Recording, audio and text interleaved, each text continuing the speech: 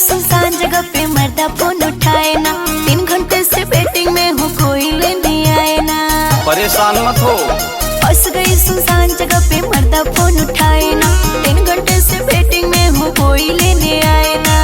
Hello hello चमक छल्लो, अच्छा। Hello hello चमक छल्लो, करना टाइम बेकार। चल हटा। खड़ी बोलोरो हमार गोरिया यहाँ के बैठ जा, खड़ी बोलोरो हमार गोरिया यहाँ के बैठ जा।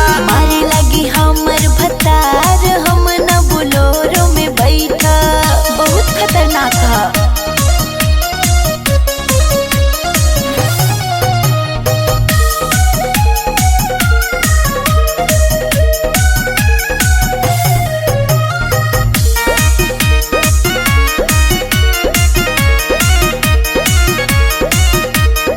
बाकी अकेले साले हमको दे रहे हो ऑफर, दे रहे हो आ जाओ। ऑफर। ऐसे खटारा गाड़ी में हमें लगता है डर, बड़ी लगता है डर। ए मैडम हमारी गाड़ी को खटारा मत बोलिए।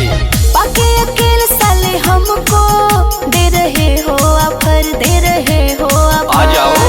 ऐसे खटारा गाड़ी में हमें लगता है डर, हमें लगता है डर। जैसे काबू ब्रेक लगाई, जब जब काबू हॉर्न दबाई, तोहरे मर्जी चलिए गोरी, जहाँ काबू वहाँ ले जाई। धीमा कर दे बोरा पुतार गोरिया यहाँ के बैठ जा, खड़ी बोलोरो हमार गोरिया यहाँ के बैठ जा। डरत जियरा हमार, हम न बोलोरो में बैठा।